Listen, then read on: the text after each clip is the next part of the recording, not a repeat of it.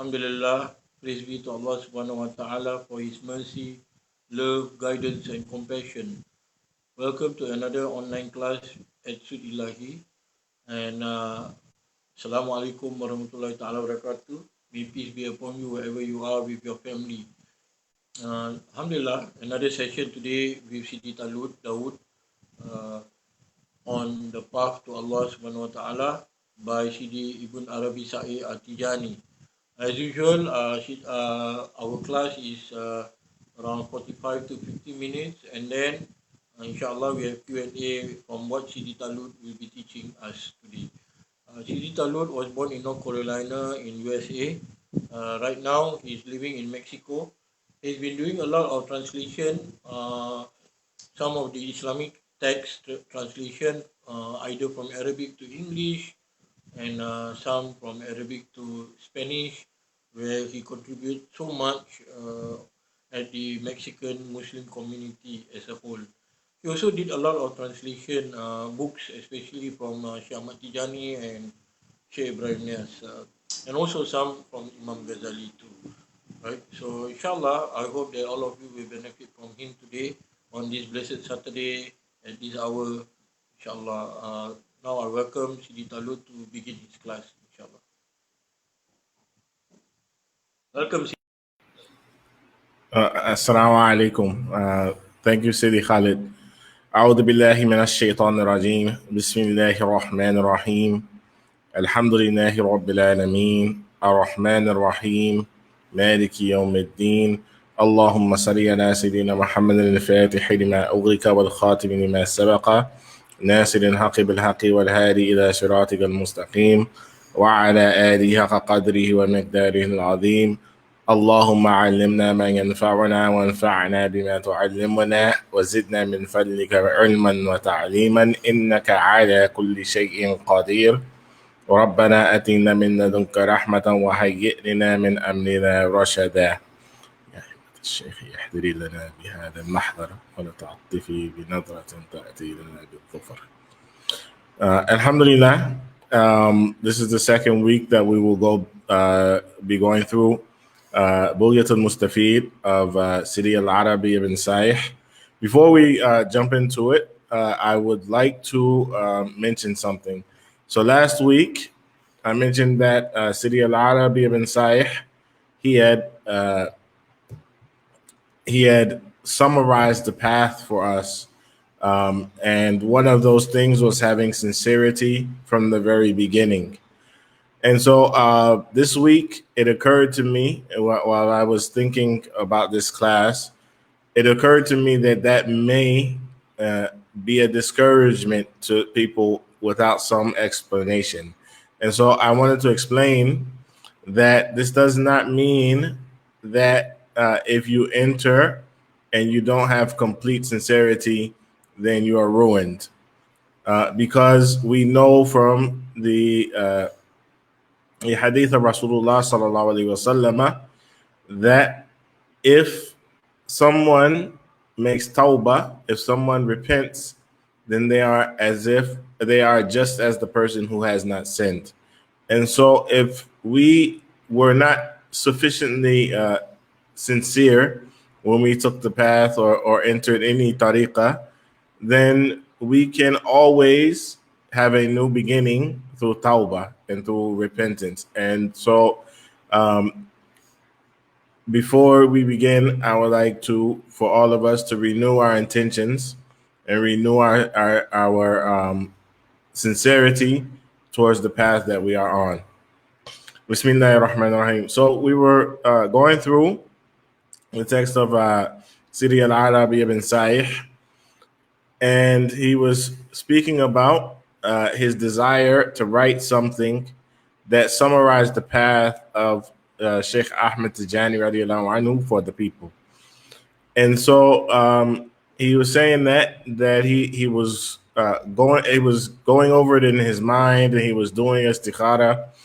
And so he said, while I was seeking Allah's decision and decree time after time regarding embarking upon this work, and I was contemplating on what pattern I should and in what literary style I should compose and write it, There came upon us in a state in which we were distracted by some of life's circumstances, a state of joy like the joy of a barren land to which rain arrives suddenly. It was that one of the lovers among those who had lived near the two noble sanctuaries for a number of years brought us this priceless, majestic, exalted poem, which is called The Aim of the Disciple, Munyatul Murid. May it be worthy of its name by the facilitation of the majestic Lord. The poem was written by our brother and Allah, blessed is He, our bosom friend, our special lover, and our ally, the wonder and light of the age in noble etiquette and gentle characteristics, who has gathered has gathered together all of the disparate merits and virtues, the polished and erudite jurist, the brilliant and intelligent professor Abul Abbas Sidi Ahmed, who is known as Tijani bin Allama Sidi Baba al-Shinqiti al-Alawi. And this will be discussed later, if Allah so wills, when we give a description of him and confirm the correct opinion regarding his name and lineage. And so when he actually starts the sharh, the explanation of this poem, there is a short biography of Sidi Tijani bin Allama Sidi Baba al-Shinqiti. But the one of the things is that all his father Baba Shinqiti Al-Alawi named all three of his sons after Sidna Shaykh radiallahu anhu, after Shaykh Ahmed Tijani radiallahu anhu, and this is from the signs of his sincerity and sincere love for the Shaykh. And he, may Allah have mercy on him, had been writing to me during the time he spent in the Zawiya in Ain Madi. Ain Madi is the birthplace of Shaykh Ahmed Tijani radiallahu anhu, and it is there that he grew up, and there was a Zawiya, a Tijani Zawiya in Ain Madi to this day. May Allah illuminate its sign and surround its building and inhabitants with the secrets of divine care, informing me of his composition and bringing out of this unique pearl a few words, but immense style. So he was writing to him and including some of the lines of the poem. He mentioned to me some of the couplets which demonstrated its clear subject matter and benefits by way of summary. And he promised me to send me a He promised to send me a copy after having corrected it and perfected it. And after his death, may Allah have mercy on him, Allah brought his hope to fruition in that promise and aim by his grace, and actions are according to their intentions. So Allah appointed someone who would bring it to me after having perfected it spiritually through it touching the earth in which is buried the best of mankind, sallallahu alaihi wasallam. So it arrived to the people of the two noble sanctuaries, Mecca and Medina, and it was circulated among them, and then a copy made its way to the Maghrib, and Sidi Al-Arabi and Saih was actually gifted it. And whereas its words have been arranged in a way that is pleasing to the eye, and there appeared between the flow of its abundant meanings the highest concepts, I knew for certain that it was the goal that I had been seeking and the attainment that I had throughout all this time been looking out for and awaiting. So he is saying that he had planned to compose the book, but when he saw the poem, he saw that Allah had brought his intention out through someone else. Thus, my eyes were completely cooled by it, and to Allah belongs all praise. And I knew that Allah, exalted as He, had sufficed me without exaggeration, that which had preoccupied my thoughts of that serious matter. However, one of the dignified gentlemen and exalted friends among those whose rights are emphasized upon me due to his beautiful brotherhood in Allah, exalted is he, and praiseworthy mannerisms, urged me on many occasions to compose a commentary on this poem, which would serve as a complement and a conclusion of its comprehensive, beneficial words and studies and a study of its beneficial declarations and flawless, accurate statements. And that, along with my seeking to encounter the breaths of the Lord, who is free of need and worthy of all praise, through fulfilling this important right, spurred me on. So, I mean, he is being very, he's writing very beautifully, subhanallah, as the eloquent people write, and he's writing in such a way that produces love in the heart of the person who is reading. But basically, he's just basically saying that the poem itself is very detailed, and it is an excellent summary of the Shaykh and his path. However, it needs some explanation because there are details which the author left out for brevity.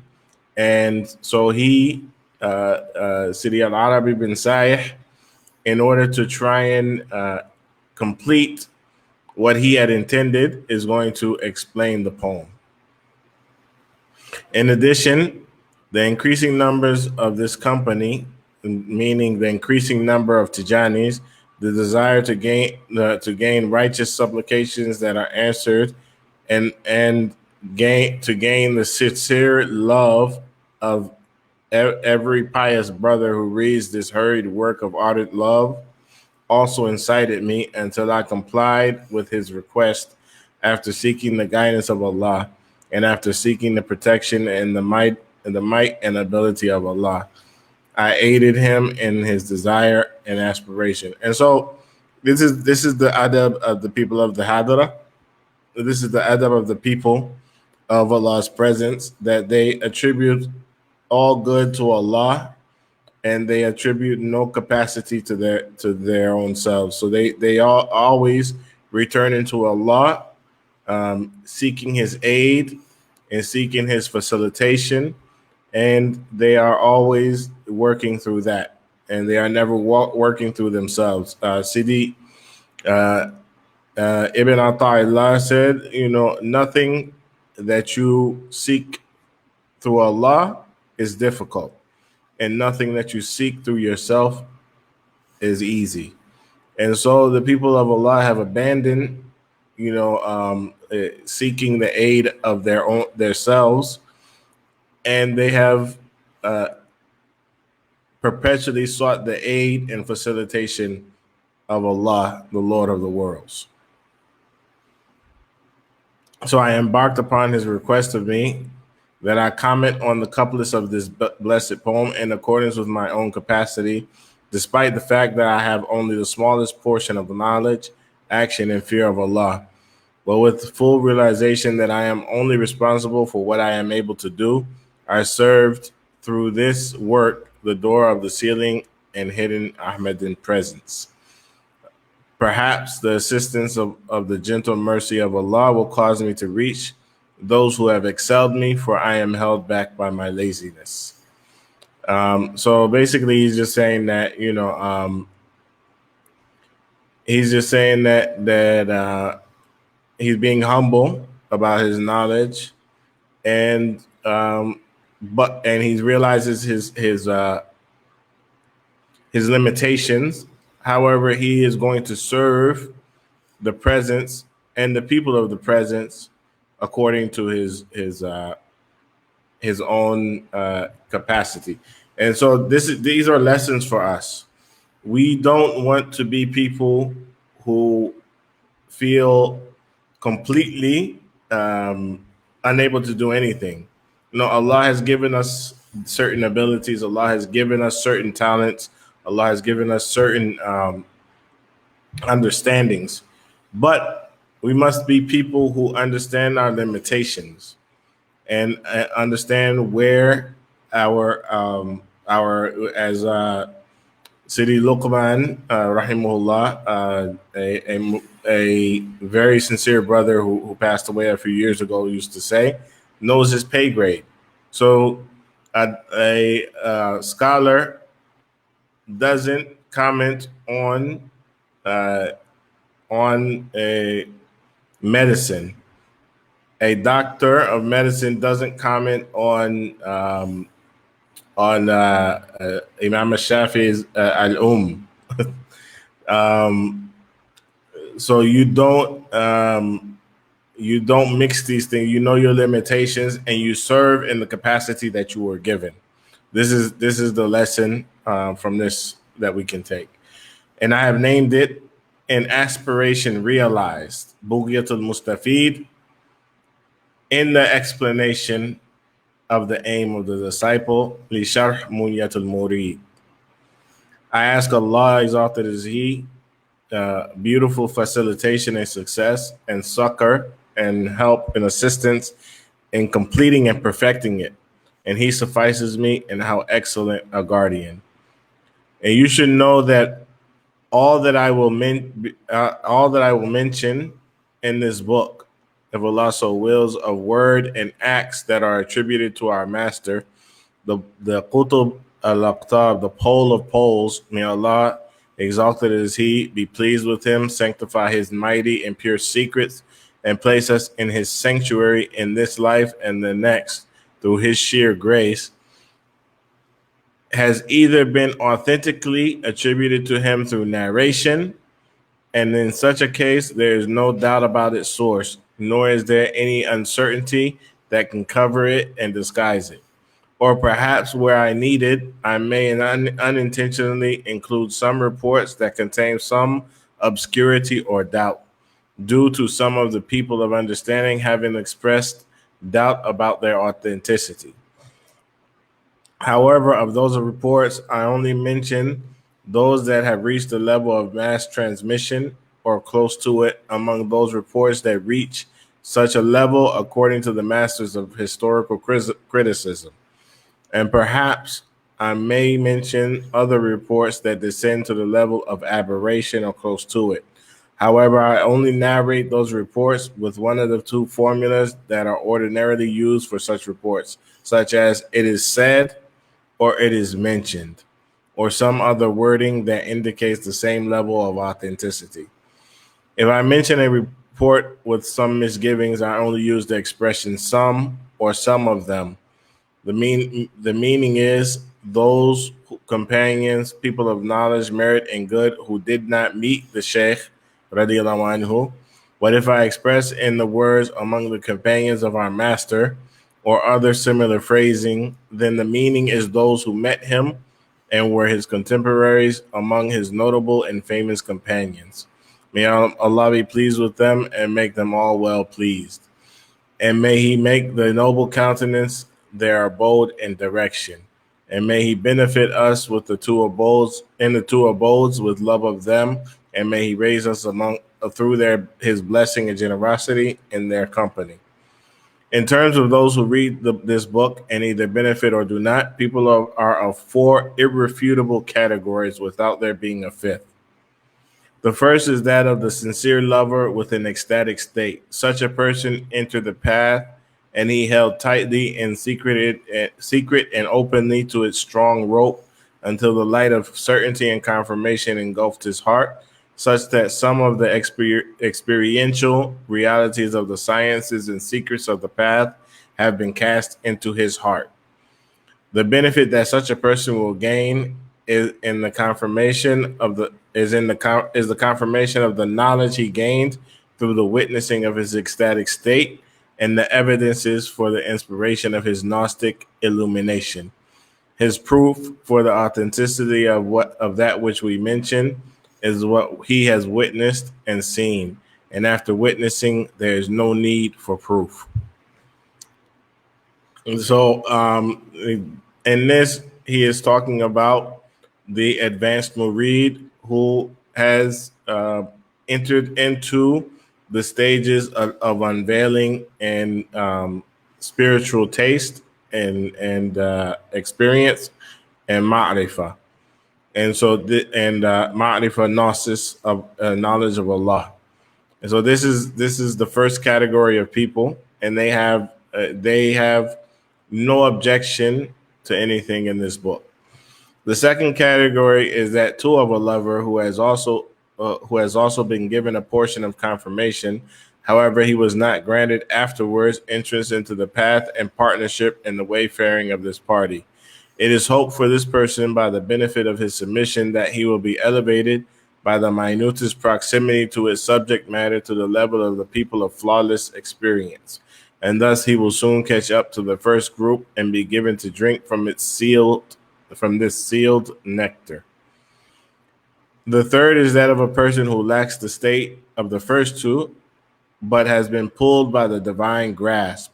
For him, it is also hope, if he is felicitous in the divine decree, and if the lordly will should favor him, if he should don the adornment of nobility and should adopt the most perfect attributes, if he should look at its contents with an equitable eye, that he should be thoroughly ennobled with the capacity for realization, and that he should halt himself through the eye of truth at that with which he is free by the will of Allah from doubt and deviation, and at that he will incline considerably towards longing and set up camp in the valley of Layla. Layla is the beloved of Majnun, in the famous poems that are allegories for the spiritual path. And Allah is in charge of granting success and guidance, and there is no means in reality except the divine care. So these first three people are sincere people. The first is the Gnostic, the person who is accomplished on the path. The second is the person who has been granted some degree of certainty in the path, but still is not of the people of unveiling and gnosis. And the third is a person who is not of the path, but is a lover of the people of Allah and sincere towards the people of Allah. And so it is hoped that he will enter the path through this book, inshallah. The fourth, and we seek refuge in Allah from being included among them, is that of the hater, the cliff, who the hater and critic whose desires have collapsed along with him into the hellfire of hostility, and how evil is his abode. But this person is not among those who to whom this address is directed, and he is not among those from the faces of whose bride the veil should be removed. That is because he, as was said by the Shaykh in Noah of Allah, Abu Sulaiman Sidi Dawood al-Bakhili, may Allah be pleased with him, in his explanation of Hizb al-Bahr, which he named Al-Latif al-Mardiyya fi Sharh Dua al-Shadiliyya. It is not so such a person is not benefited by speeches, and clear proofs have no effect on his heart, and clear proofs have no effect on his heart's turning away from Allah, because his desires have diverted him from following the path of guidance. Then Sidi Dawood, radiallahu anhu, may Allah be pleased with him, said, the cause of his hatred is either that he loves the world and is distracted by it from Allah, exalted is he. Thus, he is by the very nature always in opposition to the hereafter and its people. For that reason, he shows enmity towards the saints of Allah, exalted is he, with a hidden enmity that Shaitan planted in his heart.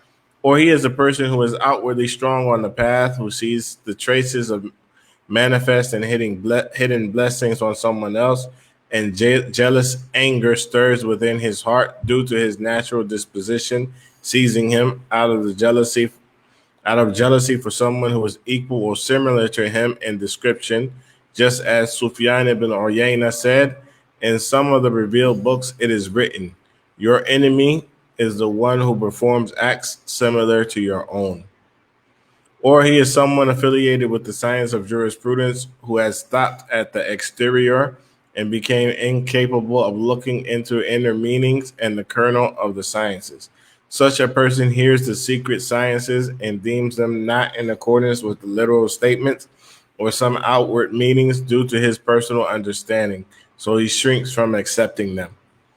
Or he may be a pious person who stops at the outward forms of the worship of the body's worship, to the exclusion of their secrets and jurisprudence. Nor were the doors of his of gnosis open for him, and he has no knowledge of the he has no knowledge or of not no knowledge of the understanding or actions of the heart. Nor had he tasted any part of that. Rather, he believes that Allah, exalted as He, is worshipped with movements of the body and tongue alone. So when he hears something of the spiritual sciences, actions of the hearts, or spiritual secrets, you will see that he stops and his heart becomes alarmed. And he will say, perhaps this is not from the religion of Allah, mighty and majestic is He. Thus he shows enmity to anyone upon whose hand it manifests. And we have seen, we seek refuge in Allah from being in that category. We have seen every kind of someone or people who represent each of those examples. And so we ask that Allah places us in the first category, such that we have no doubt about that we experience these spiritual realities, and we have no doubt about what is related to us. And if not, then then we ask that He places us in one of the two lower categories of the sincere lovers.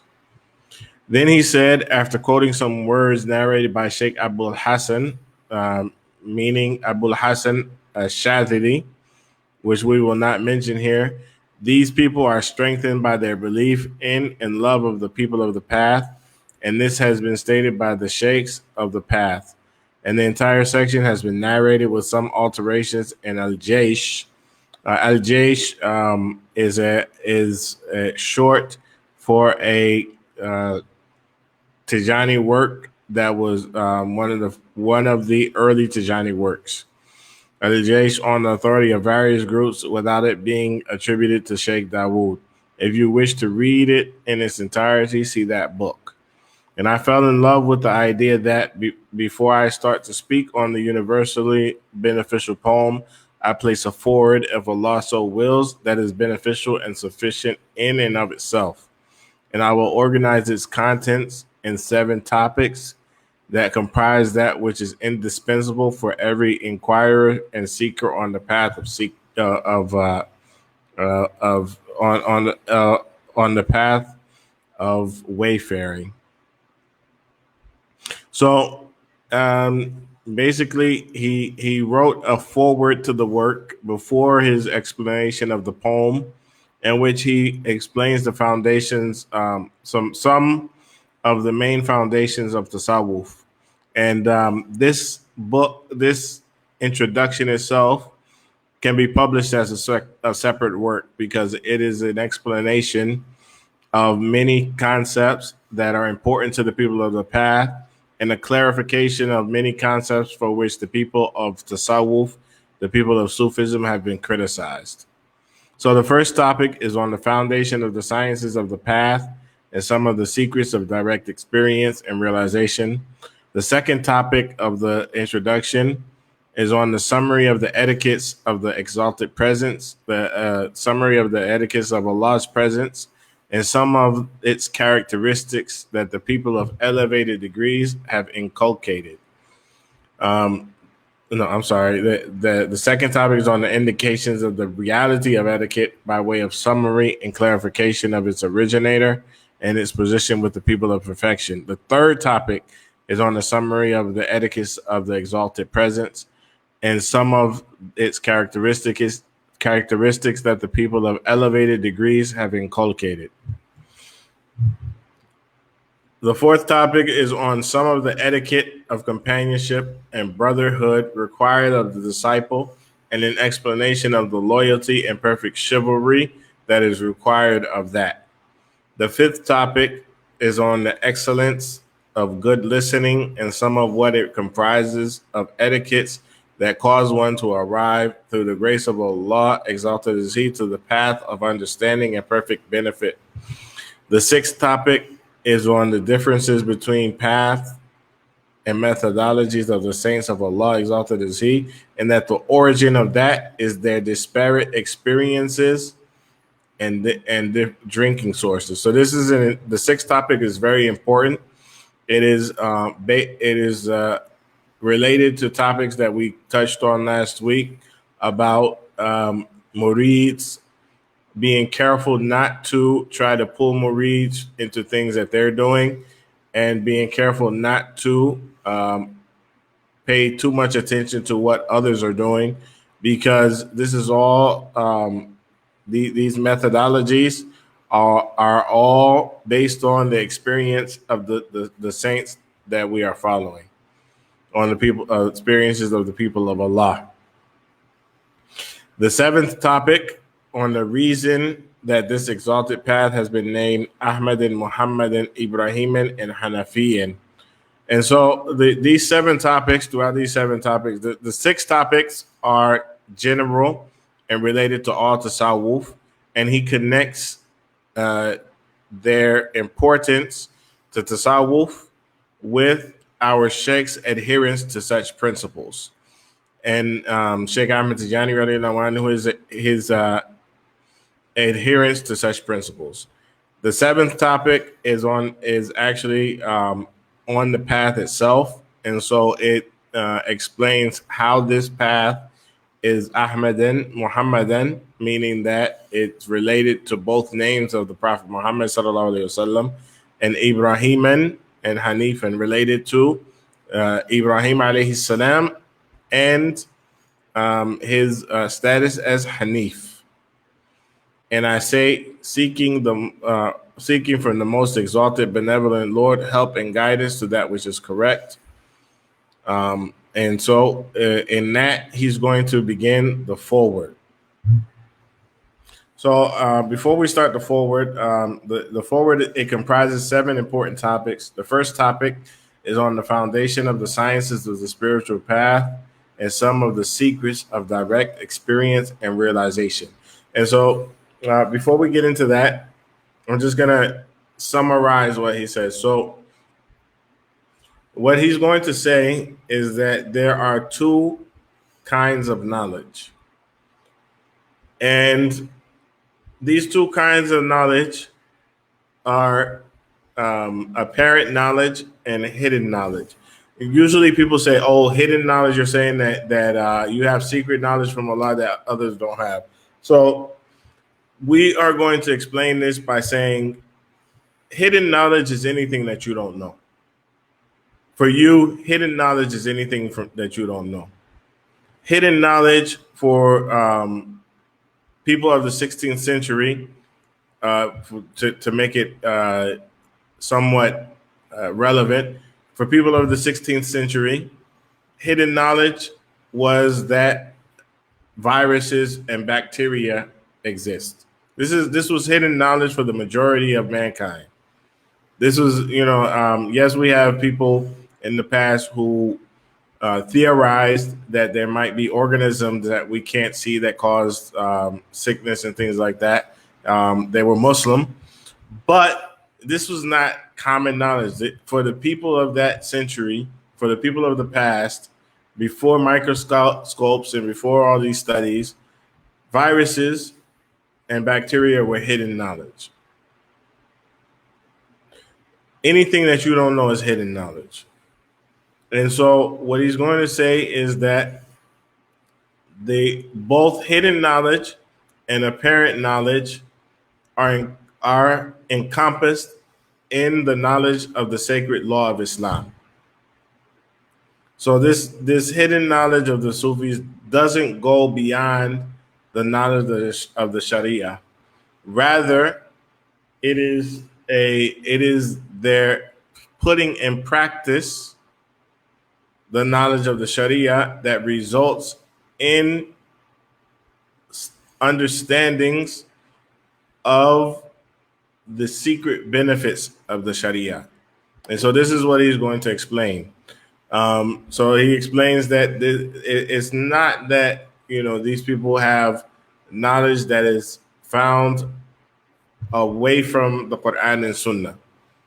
Rather, their knowledge is completely steeped in the Quran and Sunnah, which comprise the sources of the sacred law. However, there are people who were their taqwa, they excelled in taqwa, and so Allah taught them things that they didn't know, things or interpretations or understandings or ways to put the Quran and Sunnah in practice. And this is all that we say. This is all that we are saying when we say hidden knowledge. We are not saying that it's something that some mysterious knowledge that you go off into a cave and you get, and it's something that's alien to the Quran and Sunnah. This is completely baseless. We don't accept this knowledge that is alien to the Quran and Sunnah. It is based on and completely steeped in the Quran and Sunnah. However, it's called hidden knowledge because it is not something that everybody possesses.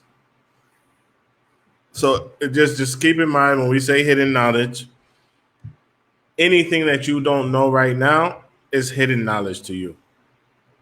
It's hidden knowledge to you.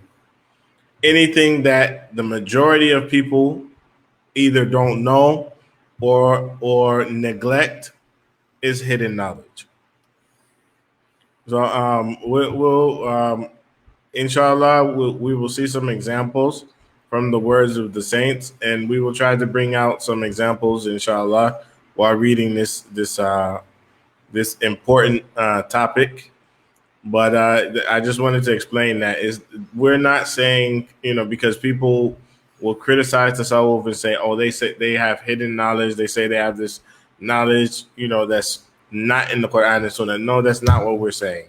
We're saying that in the Quran and Sunnah, there are understandings, there are interpretations, and there are ways to put it into practice that not everyone is aware of. And if that's the case, then for everyone that is not aware of it, it is hidden knowledge. So we're going to continue, inshallah. On the foundation of the science of the path and some of the secrets of direct experience and realization. It is not hidden that this investigation is from that which is most important to clarify at this time. And it is of the most critical thing for the people of the path to learn and teach, since by investigating it, the divinely enabled disciple rises up from the lowland of rigid dependence upon the outward meanings of transmitted text to the apex of discernment of the inner meanings and the quintessence of the science of the people of perfection. Among the lowest of the great prophets and beautiful returns that it comprises is that the one who investigates it by the enablement of Allah, exalted is He, will be safe from denying the speech of the people of Allah, exalted is He, whose knowledge has not reached them, and from rejecting their subtle indications, whose understanding he has not attained. And this is the summer. This is what he's saying. You will not. You cannot deny what the people of Allah say based on knowledge that has not reached you, and that knowledge that has not reached you, that is hidden knowledge. Whether it's in a book, whether it's in the heart of a person, any knowledge that has not reached you is hidden knowledge for you. That should suffice as an immense profit, deserving of extreme sacrifice, and in search of which pure souls should be extinguished. Shaykh Abu Yazid al-Bistami, radiallahu anhu, may Allah be pleased with him, said, if you see someone who believes in the words of the people of the path, ask him to pray for you, because he is one whose supplications are accepted. May Allah make us all people who believe in the words of the people of the path. And Shaykh Muhyiddin, he's referring to Ibn al-Arabi al-Hatimi, the famous Shaykh Ibn al-Arabi, may Allah be pleased with him, said, the lowest level of the people of the path is submitting to what you yourself do not know, and its highest level is absolute confirmation. Beyond these two stations, there is only deprivation. So we ask Allah to make us of the people who at least do not deny the knowledge of the people of the path which has not reached us yet. And we ask Allah to make us through His grace to make us of the people who confirm it absolutely. And by reason of this important benefit, we prefer to place this investigation before the rest of the investigations of this forward. So we say, and from Allah is all assistance, upon Him is all dependence, and in Him is all confidence. You should know, may Allah guide me and you to the pathways of submission and confirmation, and cause us to experience altogether the sweetness of faith and realization that knowledge, in terms of what its expression comprises here, is divided into two categories: apparent knowledge and hidden knowledge. Ilm al-Zahir and Ilm al-Batin. As for apparent knowledge, what is meant by it is the knowledge of the sacred law that teaches what is required of the legally responsible person in the matter of his religion in terms of worship and dealings. It revolves around the explanation of the Quran as well as Hadith. Counted as part of it are grammar and linguistics, principles of jurisprudence, and other sciences that have been clarified in the books of the people of knowledge. As for hidden knowledge, it is of two types. The first type is principles of the science of human relations. Its reality is the study of the purification of the heart and disciplining the soul by being on guard against blameworthy conduct which the sacred law has censored, such as showing off, conceit, love of status, praise, and prestige, so that it may be characterized, so that the soul may be characterized by praiseworthy conduct, such as sincere devotion, gratitude, patience, abstinence, and contentment. This so that he may be rectified when he had been firmly established in that because of his acting upon what he knows, so that he may inherit what he did not know. His knowledge without action is a means without an end, while its opposite is a crime. So knowledge without action is a means without an end. So you're not taking if you are receive knowledge and you don't act upon it, then you are not taking advantage of the blessing of Allah. The opposite is a crime, meaning that acting without knowledge is a crime. Acting without knowledge is, in our religion, a grievous sin. And their coming together without constraint is the discomfort without a payoff. And knowledge and action without restraint, without wara', without caution, is discomfort without a payoff. So the most important matter is abstinence and rectitude, so that he may benefit from his knowledge and his actions. Then this type is an individual obligation for the preservation of the scholars of the hereafter. So the one who rejects it will perish by the power of the King of Kings in the hereafter, just as the one who rejects outward action perishes by the sword of the worldly rulers, according to the ruling of the jurists of the world. And so what he's saying is that knowledge is, the hidden knowledge is personally obligatory because it enables you to remove those characteristics that Allah does not like. Those characteristics that Allah has made blameworthy in the Quran or upon the tongue of His Rasul, of His Messenger, sallallahu alaihi wasallam. And so it is necessary that you, especially people who seek knowledge, have some knowledge of this portion of knowledge, have some portion of this knowledge of the knowledge of. One second. Have some portion of this hidden knowledge, because it will enable him to avoid the punishment of Allah in the hereafter. The second type of hidden knowledge is unveiled knowledge. It is a light that manifests in the heart when the soul has been purified, and there manifest by it comprehensive meanings, and by it the possessor of it attains intimate knowledge of God. Exalted is He, His names, His attributes, His books, and His messengers.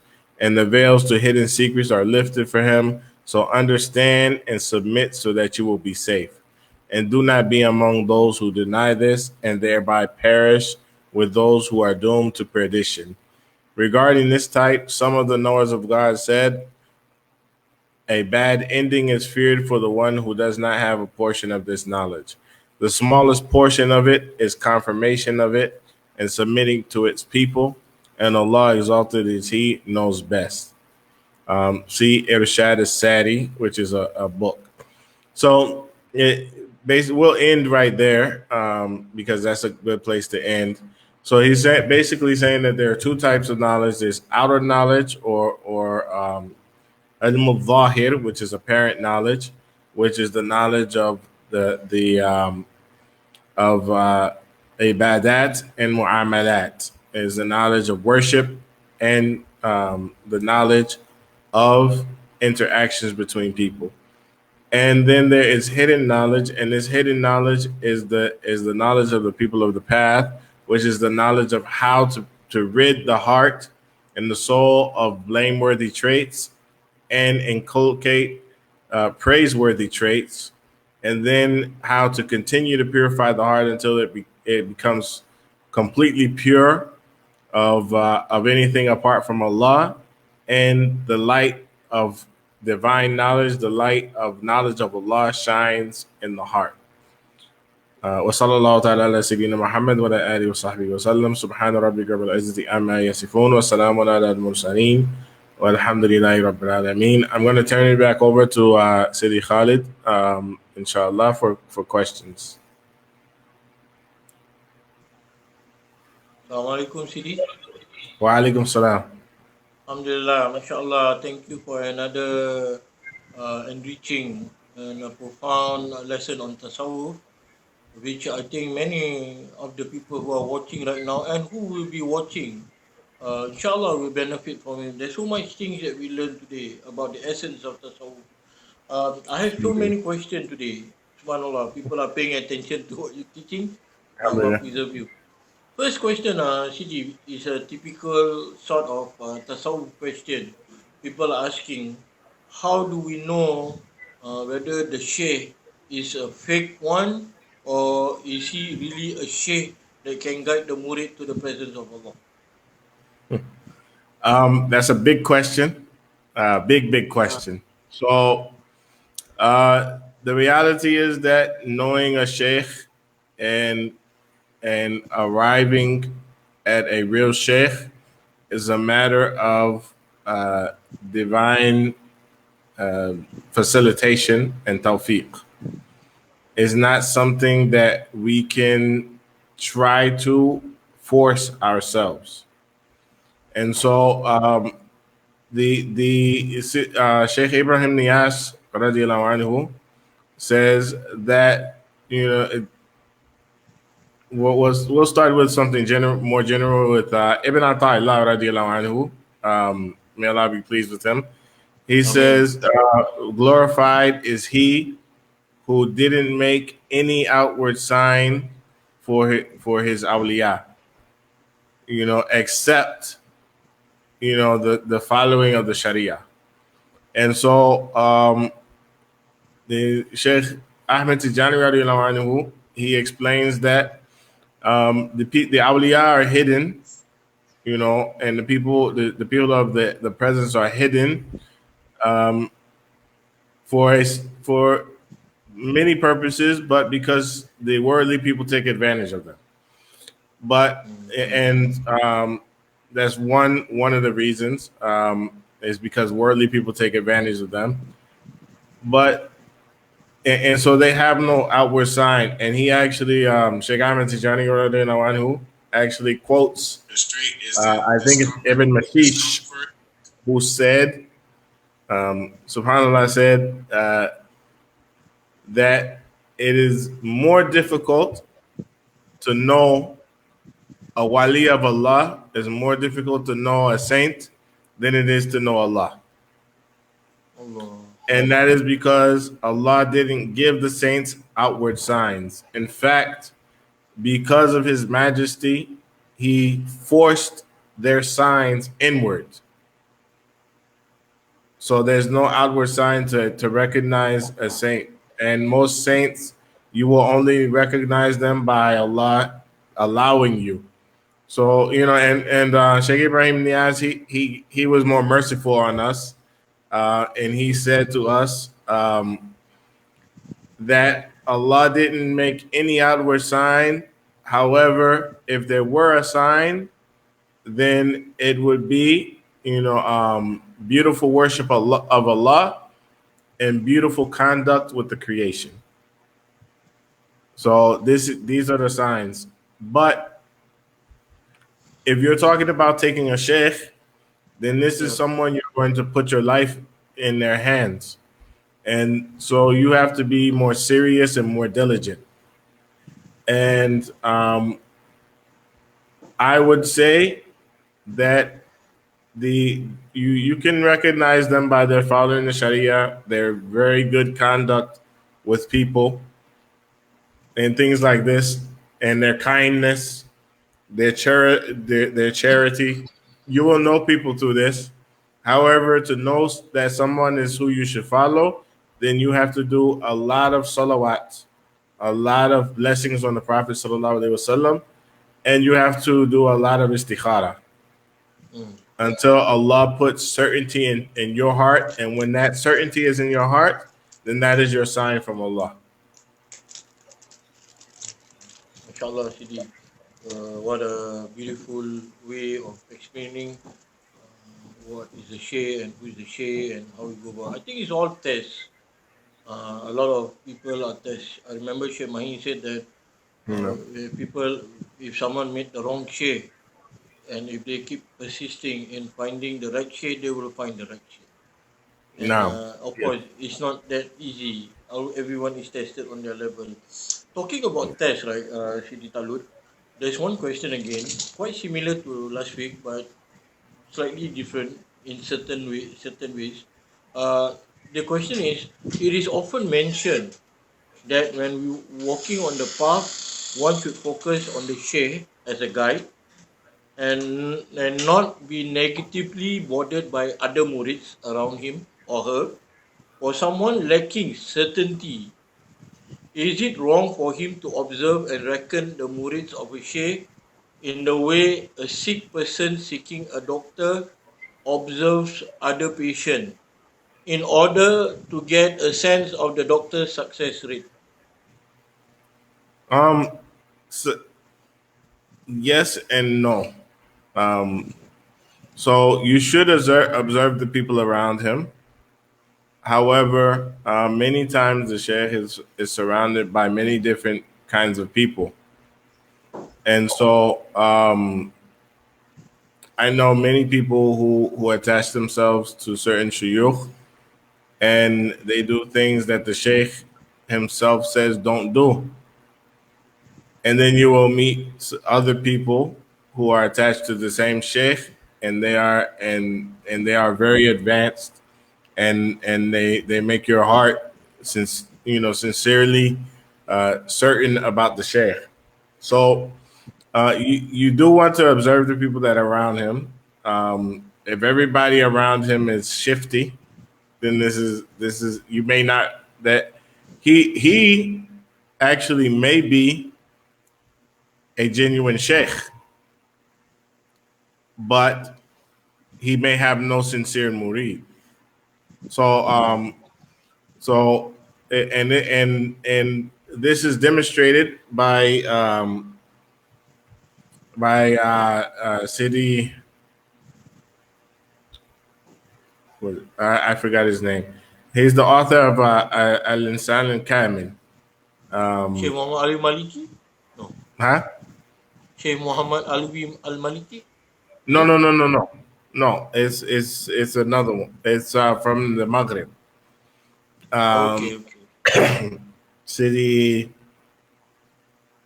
I forgot his name, but Sheikh Mahi, he mentions to me all the time, and he said, it is not that the Sheikh is rare; it is that sincerity is rare. And so, if we see people around the Sheikh who are doing many different things, then we can't necessarily judge the Sheikh on that. However, if everybody around the Sheikh is shifty or has some problems, and the Sheikh never addresses those problems, then this may be a problem. So it's a touchy subject. You have to be very observant, but know that the people around the Sheikh are neither approved for him nor against him. Okay, thank you, Sidi. I think this is a very important way of explaining the situation that once in it that needs to learn to prioritize the situation. Thank you, Sidi, for that. Yeah. Mm, Alhamdulillah. The next question, Sidi, you talk about Batinia, right? Can you hear me? Yes. Sidi, yeah, you're talking Yes, I can about hear Batinia. So there are some criticism when it comes to this Batinia because the false allegations or accusation is that these people of Batinia neglect Sharia and the complement of other sciences of the Deen. Mm. Will you care to explain that? so this the batini knowledge, the ilm al batin that we speak Yep. about has nothing to do with the group or the sect that is batiniya. The sect that is batiniya, they abandon completely the outward dictates of the Sharia, and so they would not pray, they would not do these things because they paid attention only to what they called the secret knowledge. And so they believe that secret knowledge freed them of the need for religious devotions. However, we don't say this. The element batin that we are talking about is the result of complete adherence to the Sharia. As the Shaykh al-Arabi ibn Saih was saying, it is a result of acting upon the knowledge that one has in purifying the soul. So this is not the same as what the Batiniya are saying. We're saying hidden knowledge is knowledge that other people may not possess, but is not knowledge that frees us from the ilm al-zahir, from the apparent knowledge. We still adhere. We have to adhere to the apparent dictates of the Sharia. What? So Allah says pray. We have to pray 5 times a day on time. This is never abandoned by the Sufis. This is abandoned by Batiniya, but this is never abandoned by the Sufis. So what we're calling hidden knowledge is knowledge of how to put the Quran and Sunnah in practice.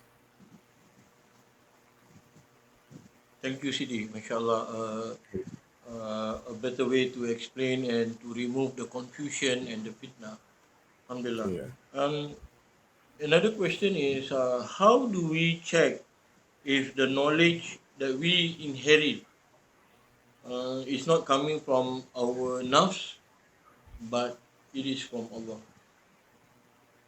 Okay, I think I will write this question down, and I Okay. will, because I have seen the answer. So this is in the division of the different khawatir, the different thoughts and epiphanies that come to the mind, and their source can be determined through their content, through what they are, or what we're thinking about, and also their behavior. So, briefly, what is from shaitan comes and then disappears. It never stays. What is from the nafs will always be dealing with things that are of this realm of trying to find out about the secrets of people's secrets and things like this. These things come from the nafs.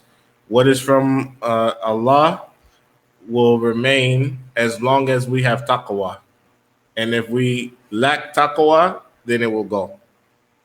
But I will write that question down, and I will try to bring the explanation of those different thoughts, inshallah, for next week. Okay. Inshallah. Thank you, Sidi. Uh, Next question, Sidi, is about test and trial while you are in Tariqah, that you face life tribulations and so on. So the question is, will we be tested till our last breath? Is all our deeds nullified or, washed away, taken away? The moment we fall in having uh, the bad adab in difficult situation. I mean, we So fail to have good adab. Yeah. yes, so um, the Prophet sallallahu alaihi wasallam said that Allah had had forgiven his ummah for the thoughts that they don't act upon, and so and the companions, radiallahu anhum, may Allah be pleased with all of them, they would come to the Prophet sallallahu alaihi wasallam with certain misgivings, with certain doubts, and he told them that that is pure faith, that is pure faith, and it is because the shaitan will always try to cast doubt, and so if we have a moment where we have bad adab with Allah, or we lack hope in Allah, or we lack a good opinion of Allah, then our job is to not let that linger, and the way that you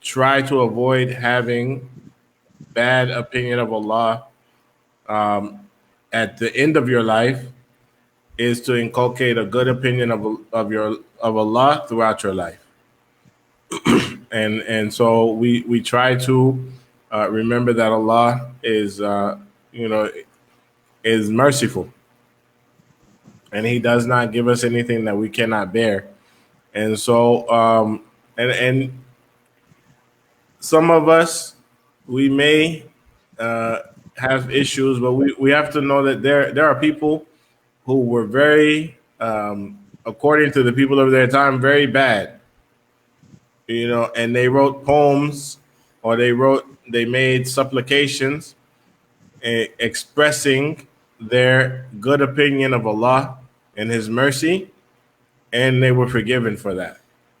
And Allah. so we need to know that this is a way that we can have a good ending. Is to try and have a good opinion of Allah, and not look at our works so much as we look at Allah's mercy and Allah's forgiveness. Inshallah. Thank you, Sidi, for that interesting way of how you put with having adab and learning when you fall about how to have that adab also. It's very important Well, because a lot of times, some. in this book, I'm giving brief answers to some things because many of the things that are being Yeah, asked are covered in the first part of the book. Alhamdulillah. mashallah, Add up mashallah. with the hadra, add up with your brethren. All of these things are covered with the book. So we will read it with the intention that Allah rectifies us and corrects us in any bad adab that we have or any issues that we have, inshallah. Mashallah, thank you, Sidi.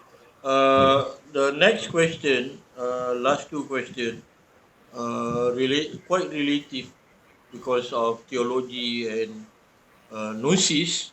Uh, this question is gnosis understood to be a state whereby no knowledge is left hidden to you? Can you elaborate on the stations of gnosis? Um, that so Gnosis is not where no knowledge is hidden to you. So the only one from which no knowledge is hidden is Allah. You know, yeah, I asked Sheikh Mahi about the وَهُوَ بِكُلِّ شَيْءٍ عَلِيمٌ, and he knows all things. And Sheikh Mahi said, the one who knows all things is Allah. And every other in all creation, their knowledge only is a portion of what Allah knows. And so gnosis doesn't mean that any knowledge, you will not have any knowledge that is hidden to you. Gnosis is specifically regarding the direct witnessing of Allah's attributes and names and the different stations of self disclosure of such attributes and names. That's what gnosis is, and it is having that knowledge and acting upon the Sharia at the same time that produces knowledge that produces gnosis. So it's not something where you just become a knower of everything. You will still have to study. You will still have to do fiqh. You will still have Yeah. to study the characteristics of the Prophet sallallahu alaihi wasallam. You will still have to do all these things and gain knowledge. And you as you gain knowledge, then your gnosis will increase also, because you as you gain knowledge, you will gain also gnosis of these things that you are reading. You know, but it's it I the biggest arifin that I've ever met, they never stop reading. Like You Shemai. see them, they're always Yeah. reading. So gnosis is not a knowledge that relieves you of your duty to seek knowledge. It is a kind of knowledge, and it is a portion of the knowledge that Allah has granted the human being. But beyond that, is not. It has its place, and we seek other knowledge, and we seek that Allah teaches us all knowledge that benefits us, including gnosis. MashaAllah. Thank you, Sidi, for this beautiful explanation. Allah preserve you. This is our last question. Um, Sidi, you mentioned that Shaykh Ibn Arabi Al-Saih said, after witnessing there is no need for proof. How do we reconcile the theology of the Arif, the knower, with the theology of the scholars? Could you help share light on the wisdom of these two? Okay, so the arif is a scholar. Let's just put it this way. So every arif is an alim, and every alim, can become an arif. And so the authority of the scholars is that Allah gave them knowledge of the ibadat and muamalat, the worship and the relationships and dealings between people. And so their authority is not questioned. When we see in the books of the Arifin where they criticize certain judgments of the fuqaha, or certain judgments of the theologians, the Ahlul Kalam, Mutakallimin, we are not, the Arifin are not disparaging their honor. They are, they are participating in scholarly criticism, which is not disrespectful. It's more in line with the way that Khidr radiallahu anhu corrected Musa alayhi salam. And so there's no doubt that Musa alayhi salam had more knowledge than Al-Khadr radiallahu anhu. And there's no doubt that Al-Khadr radiallahu anhu recognized Musa alayhi salam's station. There's no doubt about it. However, he still corrected Musa alayhi salam on things that he had more knowledge about. And so this is the relationship between the Arifin and the scholars, or what we call the ulama. In reality, they're all ulama participating in the knowledge of Allah, some of which is related to our outward dealings, and some of which is related to our inner dealings. And so they are criticizing their peers, and they are correcting their peers with something that they know better. It's not that they are saying that the scholar don't do this, don't go to the scholars because the scholars only know outward knowledge. No, anybody who says this is a charlatan and is lying. We respect the all the arifin. They respect the scholars. However, they correct them on things that they know better. And the fuqaha correct the arifin on things that the fuqaha know better. So Shaykh Zarruq radiallahu anhu, may Allah be pleased with him, in his foundation of Tasawwuf, he said, it's not proper to go to an arif for a fatwa unless the arif knows fiqh. Just as it's not proper to go to a faqih, to a jurist, to know the purification of the heart unless the jurist is also an arif. So, each department has their knowledge and each one is respected in the domain of their knowledge. MashaAllah. Thank you, Sidi Talut. This is our last question, and we'd like to thank you so much because there's so many interesting questions coming in. And we know some of the questions coming earlier, even before you touch the chapter. But I think that's where people are, very interested and curious to know more. Alhamdulillah, Allah preserve you. So, Sidi, before we say goodbye to each other for now, we need your closing dua for this session. Okay. ربنا آتنا في الدنيا حسنة وفي الآخرة حسنة وقنا عذاب النار.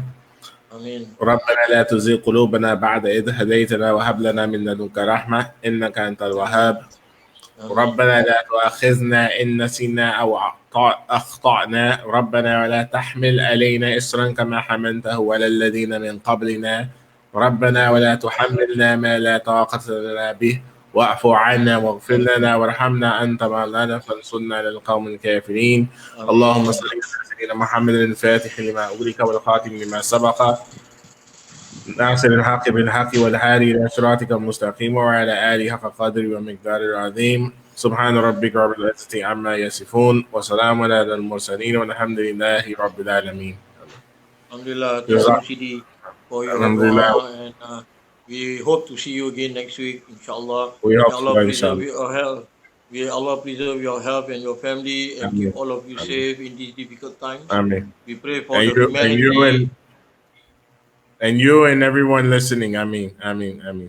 Thank you, Sidi. See you again, inshallah. Okay. Assalamualaikum. Alhamdulillah, everyone. We just ended with Sidi Talut, the second session. please take note that his session will be every Saturday 12 p.m. Not morning, 12 p.m. Sorry. Another thing is tonight we're gonna have Sheikh Ibrahim Kutima interesting talk about growth in times of pandemic. Most of the time we panic and we are not able to see things clearly. What are the benefits that we can gain in these pandemic times, right? So another thing is like I would like to mention is that we need your support for your contribution for our online and video production that we have benefited people around the world and also in Singapore, many of you. So if you like to sponsor any amount, right? Any amount matters. You can PM us at our Facebook. Inshallah, we get back to you for more details then. With this, I see you inshallah tonight and tomorrow night with Syekh Abdul Aziz, Frederick's new class also. With this, I said, Assalamualaikum warahmatullahi wabarakatuh, everyone. May Allah make you safe and bless your family.